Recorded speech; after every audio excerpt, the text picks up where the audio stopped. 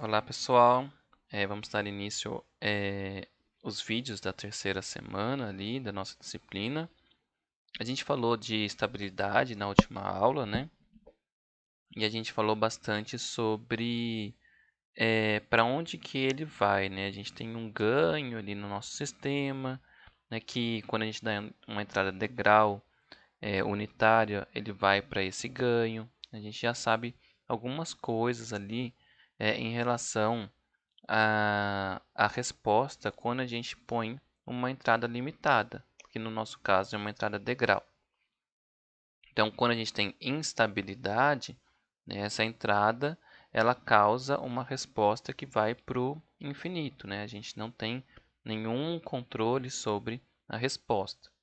Já quando a gente tem estabilidade, essa resposta ela vai para um local bem determinado, né, constante ali por conta da entrada degrau ser constante também, né? Quando o tempo vai para infinito, então a nossa resposta estável também vai para um valor constante quando o tempo vai para infinito. Ok, a gente já sabe isso, né? Então a gente consegue saber o que é um sistema estável e o que é um sistema instável. Mas, como eu comentei desde o começo da disciplina, a gente fala que a gente vai estudar estabilidade e desempenho. Mas o que é desempenho, né? O que a gente quer como desempenho? Uma das coisas que a gente viu bastante é aquela divisão, né? Como a resposta se comporta. Então, vou mostrar a figura aqui já para a gente começar a discutir isso. Né, a gente tem essa divisão da resposta, né, em resposta transiente e resposta em regime permanente ou em regime. Então veja que a gente tem ali um comportamento, né, por conta da resposta natural do sistema. Lembrando que a resposta transiente ela tem a ver com a resposta natural, né, do sistema, que tem a ver com a dinâmica do sistema. Isso a gente comentou bastante já. Então essa oscilação aqui a gente consegue medir algumas coisas nela, né? Essa movimentação. A gente pode querer essa movimentação ou não. A gente pode querer uma movimentação mais lenta, sem oscilação, ela vai, né, de maneira mais devagar até chegar aqui. Ou a gente quer que tenha apenas um pouco de movimentação e logo ela já estabilize. O que a gente quer como uma resposta transiente? Então, essas respostas podem ser variadas, perdão. E aí a gente quer que essa resposta tenha uma determinada movimentação. Então, essa movimentação, a gente consegue tirar alguns parâmetros dela que caracterizam a resposta transiente. E é isso que a gente vai definir hoje. Então, a gente vai ver mais sobre a resposta transiente. Uma outra parte aí da disciplina, né, semana que vem, imagino, a gente vai falar sobre resposta em regime. Tá? Então, como que a gente define esse lugar, esse ganho que o degrau vai. Tá? Então, considerando uma função transferência qualquer, então, vendo que a gente tem um polinômio de grau m aqui no numerador e um polinômio de grau n no denominador, né, essa relação do m com o n aqui, a gente sempre vai ter um m menor que o n quando a gente faz a modelagem de um sistema dinâmico, porque é um sistema descrito matematicamente ali como um sistema de causa e consequência. Então, um sistema de causa e consequência são sempre, né, sistemas dinâmicos são sempre modelados como um sistema assim. Quando você tem um m maior que o n aqui, né, então o numerador tem uma potência maior que o denominador, a gente tem que é um sistema que depende de entradas no futuro, né? Então a gente não tem essa relação de causa e consequência. Essa relação ela acontece muito em pós-processamento de dados. Então você já tem os dados e aí você consegue aplicar funções desse tipo.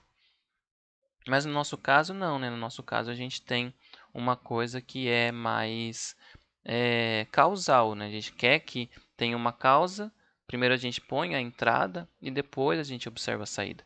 Então, se vocês colocarem até simulação de sistemas com o numerador maior que o denominador lá no MATLAB, não vai nem funcionar. Ele vai te dar justamente isso, que ele é não causal, né? Não de causa e consequência, ok? Então, para sistemas desse tipo, né, n maior que m, que são sistemas causais, a gente pode dizer que esse sistema aqui, essa função transferência, com um denominador de maior potência que igual a n, é um sistema de ordem n, ok? É um sistema que tem ordem igual a n.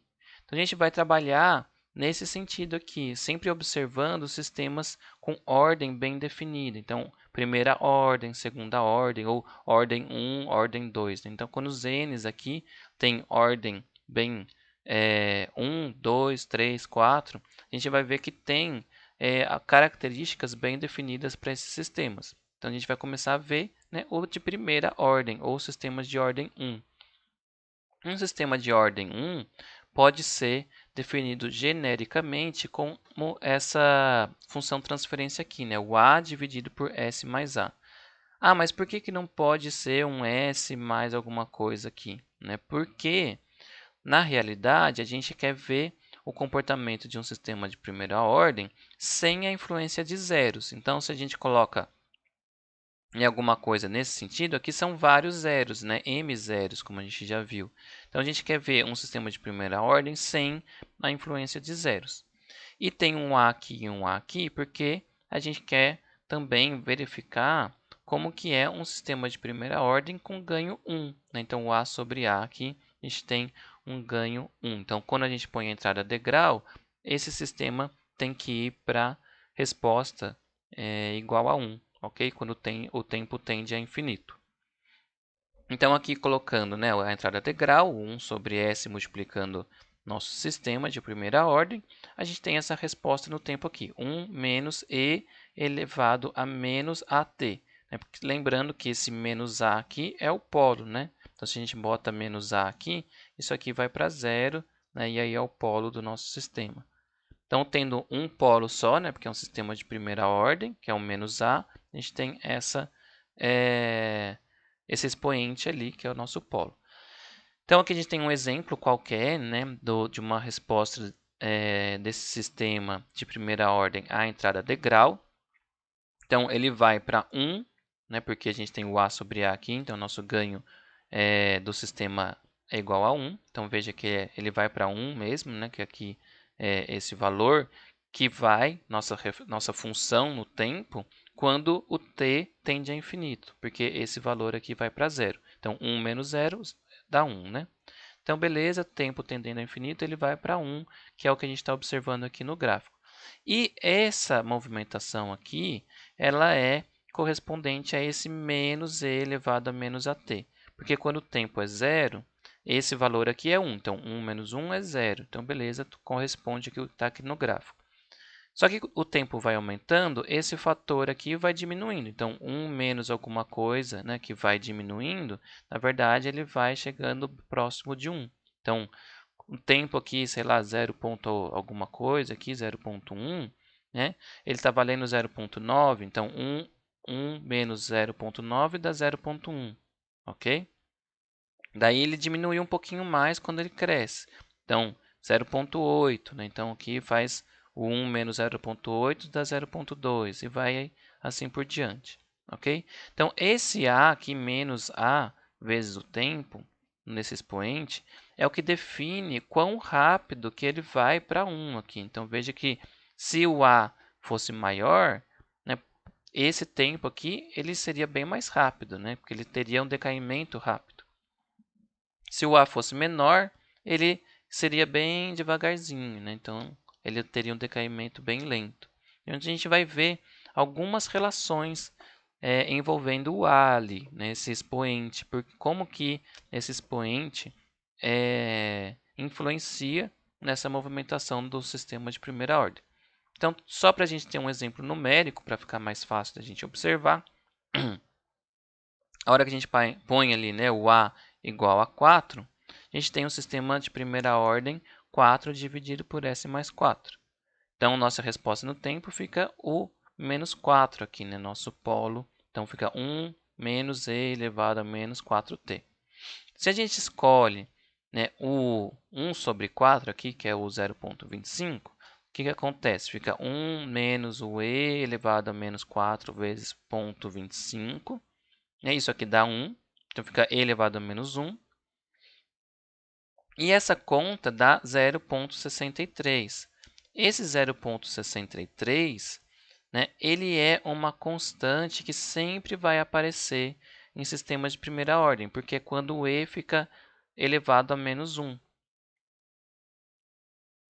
Então, veja que aqui no nosso gráfico, eu não consegui colocar exatamente no 0,25, né, mas ele está aqui, né, o 0,25 ele chega no 0,63, né, que é 63% da nossa saída aqui, né, do 1, ok?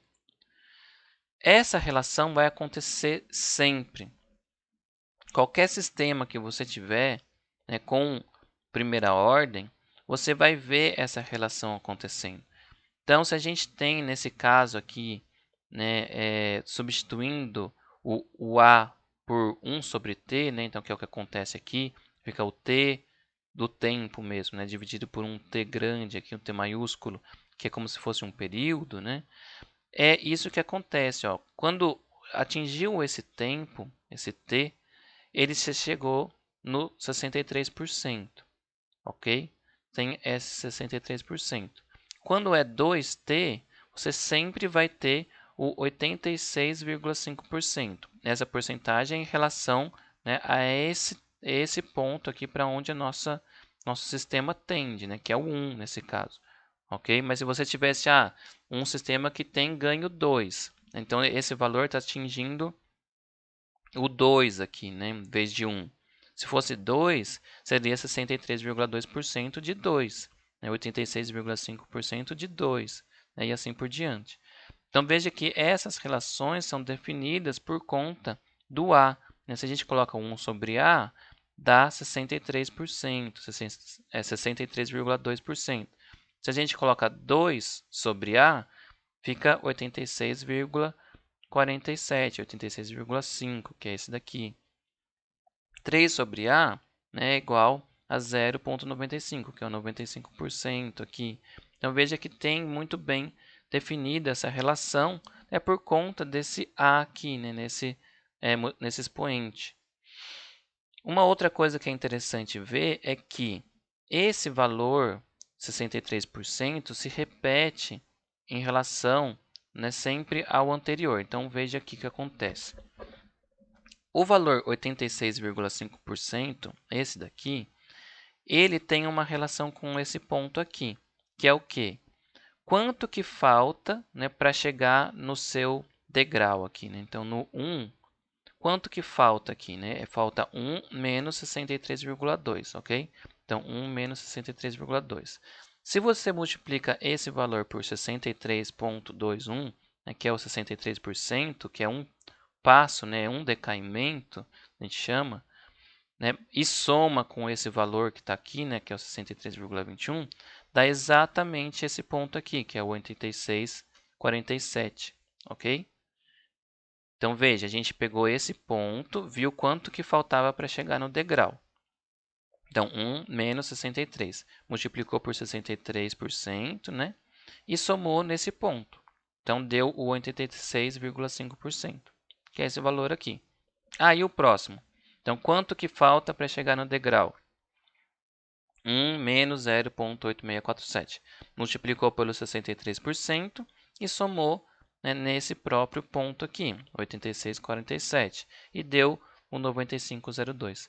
Então, para cada tempo, né, para cada período desse aqui, que é 1 sobre A, né, ou o tempo, nesse caso aqui, o T maiúsculo, tem um decaimento de 63%, que a gente chama, ok? Em relação ao ponto que você está, né? Lógico. Então, quanto que falta para chegar lá? 1. 63% de 1 é o 63%. Quanto que falta para chegar aqui? 1 menos 63. Né? Multiplicou por 63 e somou nesse ponto. Então, ele vai fazendo isso, né, ao infinito. A gente tem sempre essa relação, ok? essa relação do tempo ali, dessa constante, que é o A no nosso caso, que a gente chamou ali, mas agora a gente vai definir ela como tal, porque é uma constante que a gente sempre vai observar. Vocês ouviram falando muito de decaimento, né? Porque a gente fala sobre isso muito, porque é a frequência exponencial de decaimento, que é o tal, né? Então, no nosso caso ali era o A, né? Vou voltar aqui para a gente observar, né? O A é a mesma coisa que o tal. É a frequência de quantos decaimentos acontecem, ok? Se for, então, como é o 4 aqui nesse exemplo, então, quantos decaimentos acontecem em 1 segundo? Se cada decaimento acontece a 0,25 segundos, acontecem 4 decaimentos, né, em 1 segundo. Então, a sua frequência de decaimento é 4. Então, por isso que é chamado de frequência exponencial de decaimento. É o nosso tal, é o nosso A lá. Né? E o 1 sobre tal, que é no caso o período, né, o tempo realmente que acontece esse decaimento, é a constante de tempo. Ok? Então, sempre a gente vai fazer um dos critérios de desempenho de um sistema de primeira ordem é a constante de tempo, que é 1 sobre tal, né? Ou a frequência de decaimento, que é o que vocês vão fazer bastante, né? Que vocês vão ver bastante num sistema de primeira ordem. É essa definição, né? Quanto que é essa frequência aí de decaimento, ok? E outros dois critérios de desempenho que a gente vai ver é o tempo de subida, o rise time, né? Por isso que tem um R aqui.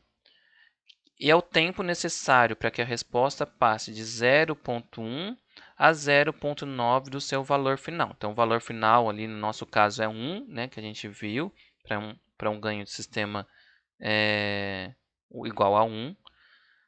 Mas se fosse, por exemplo, 2, 3, então é 0,1 vezes o valor final, né? Então a gente sempre tem que fazer em relação a esse valor final que a nossa resposta tende.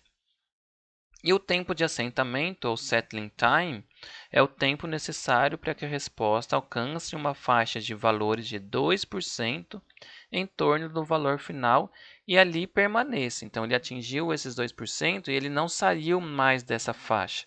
A gente vai ver esse tempo de assentamento e o rise time no gráfico, tá? A gente já vai ver isso, mas primeiro eu quero fazer a definição da formulinha dele. Então, o tempo de subida é 0,1 a 0,9. Então, a gente precisa saber qual é o tempo em que esse sistema atinge o valor 0,1 e qual que é o tempo que ele atinge o valor de 0,9. Ah, e aqui ficou errado, não é F não, é Y, tá, gente? Que a nossa saída aqui é Y. Mas, enfim, então, esse tempo de subida, a gente tem que fazer T2 menos T1, né, que é o tempo em que a gente tem esses dois valores acontecendo na nossa saída. Então, o T2 ele vai ser o 2,31 dividido por tal, e o T1 ele vai ser 0,11 dividido pelo tal, ok? Então, essa relação vocês podem conseguir, né, fazendo a conta inversa aqui, tá? Então, vocês colocariam 0,1, faz o 1 passando negativo, né, faz a continha aqui do log, né, e é assim que a gente chega nessa conta aqui. Eu não vou demonstrar isso para vocês, mas a gente precisa saber que essa definição nos leva a essa relação aqui, é o 2,2 dividido por tal, que é a nossa constante, né, a nossa frequência de decaimento, ok? Então, por isso que a gente sempre tem que conhecer o tal no nosso sistema, porque a gente vai fazer a definição desses outros critérios de desempenho em relação a ele. Então, nesse caso, é o 2,2 dividido por tal, ok? Já o tempo de assentamento, a gente quer que a resposta atinja o 0,98. Nesse caso, né, a gente tem que o 0,98 ele vai ser atingido uma vez só e já vai se manter ali, né? Ele não tem uma oscilação, ele não passa daquele valor final e volta. A gente vai ver que isso acontece lá no sistema de segunda ordem. No sistema de primeira ordem, a gente tem que ele só tem uma subida ali, né? E aí ele para já ali dentro do 0,98. Então, logo quando ele atinge já esse 0,98 pela primeira vez, ele não tem nenhum outro ponto que ele vai atingir esse valor. E a gente já viu quando isso acontece, né? Quando a gente tem o quarto decaimento. Vou voltar lá para a gente ver isso. Eu vejo aqui quando eu tenho o quarto decaimento, então 4T maiúsculo nesse caso aqui, a gente tem o 98,2%. Então a gente aproxima para esse valor aqui, né, o decaimento de 98%.